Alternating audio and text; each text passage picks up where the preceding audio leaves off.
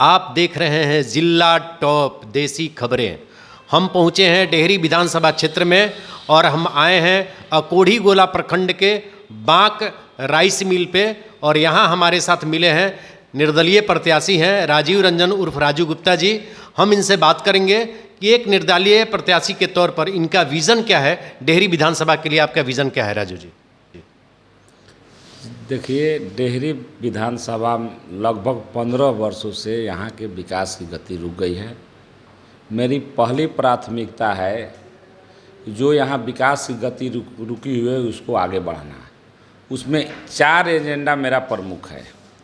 प्रथम एजेंडा है कि डेहरी में जो फुटपाथ पर काम करने वाले लोग हैं, जो रोजी रोटी फुटपाथ पर दुकान चलाकर अपने करते हैं, उनके लिए वेंडर जोन की स्थापना करना। साथ ही साथ डेहरी शहर पूरा जाम से कराह रहा है। जाम की समस्या से मुक्ति देने के लिए इंदरपुरी से लेकर डेहरी होते हुए मझियाँव पड़ुहार तक सोन के किनारे मैरीन ड्राइव बनाते हुए डबल रोड का निर्माण कराना। साथ ही साथ पहले आप लोगों ने देखा होगा कि हदहदवा पुल से अकोढ़ी गोला आर कोठा तक नहर पर रोड हुआ करते थे, आज पूरी तरह ध्वस्त है। उस रोड का भी डबलीकरण कराना।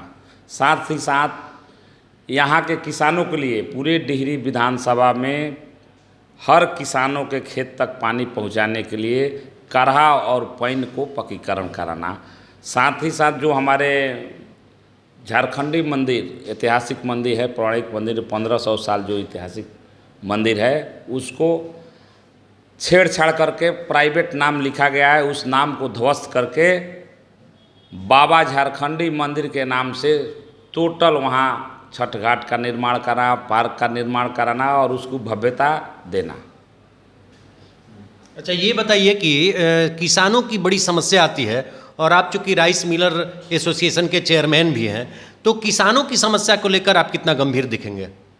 किसानों की समस्या के लेकर मैं पहले से गंभीर था। इसके लिए किसानों का समर्थन मूल्य पर धान खरीदी हो, इसके लिए मैं पटना के अंदर कृषि मेमोरियल हॉल में 2 बार मीटिंग कराया और गांधी मैदान में एक बड़ी रैली भी कराया था, ताकि यहाँ के संपूर्ण किसानों का उत्पादित धान समर्थन मूल्य पर बिके। मैं अगर जीत कर जाता हूँ तो डेहरी का जो विकास का मैंने नक्शा खींचा है उस पर तो काम करूँगा ही, साथ ही साथ पूरे बिहार में जो किसान का 90% किसान वंचित रह जाते हैं, समर्थन मूल्य पर धान नहीं बेच पाते हैं, उनके लिए विधानसभा में आवाज़ उठाऊंगा।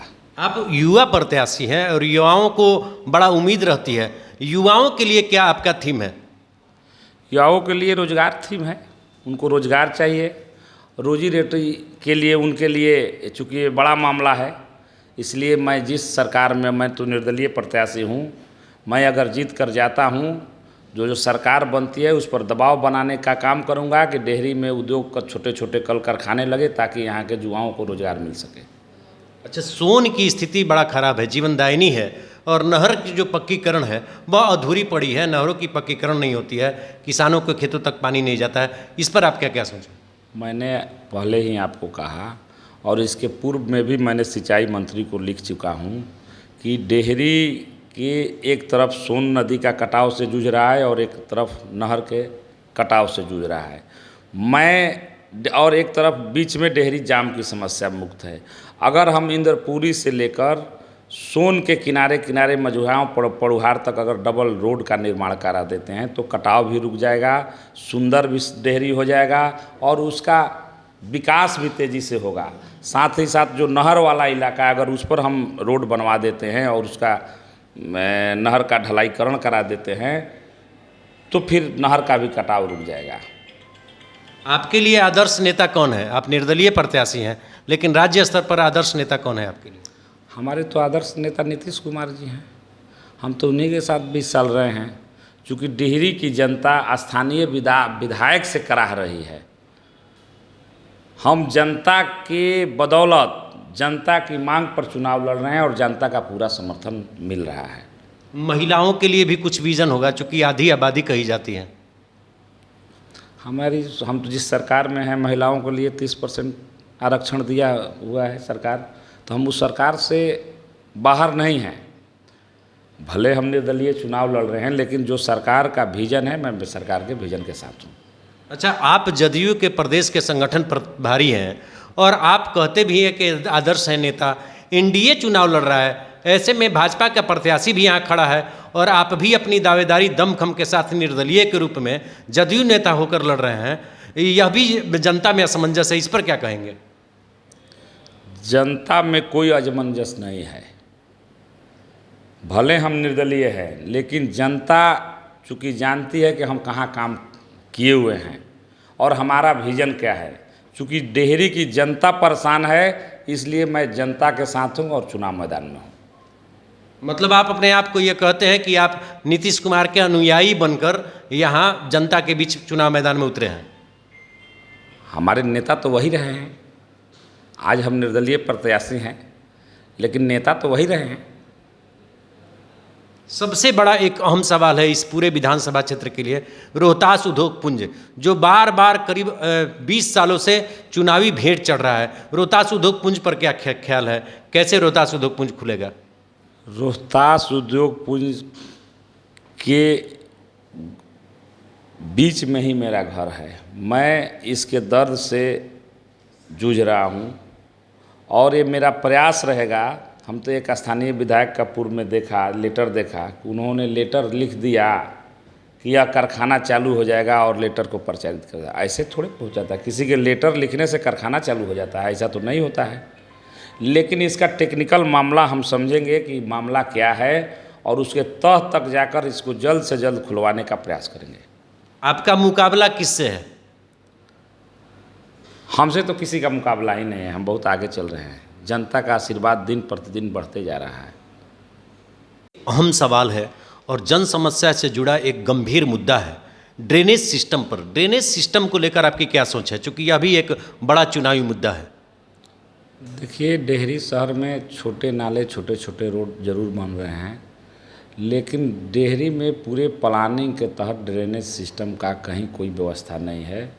और जब बरसात आती है तो चूँकि सोन एक तरफ है और एक तरफ नहर है, तो उतनी जल जमाव नहीं होती है। लेकिन जिस तरह से बिल्डिंग बढ़ रहा है, मकान की संख्या बढ़ रही है, आने वाले समय में निश्चित रूप से जल जमाव की भयंकर स्थिति हो सकती है। इसलिए जल जमाव के निकासी के लिए पूरे प्लानिंग के तहत एक पूरे डेहरी शहर में ड्रेनेज सिस्टम का निर्माण होगा।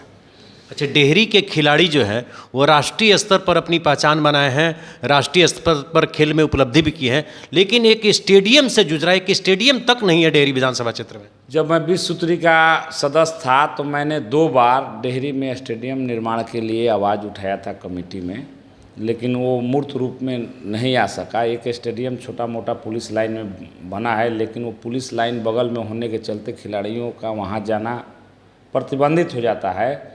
इसलिए जो डालमिया नगर का खेल मैदान है, एक जगह यहाँ जगह भी नहीं है, डेहरी वाला छावनी का है, दानापुर छावनी का।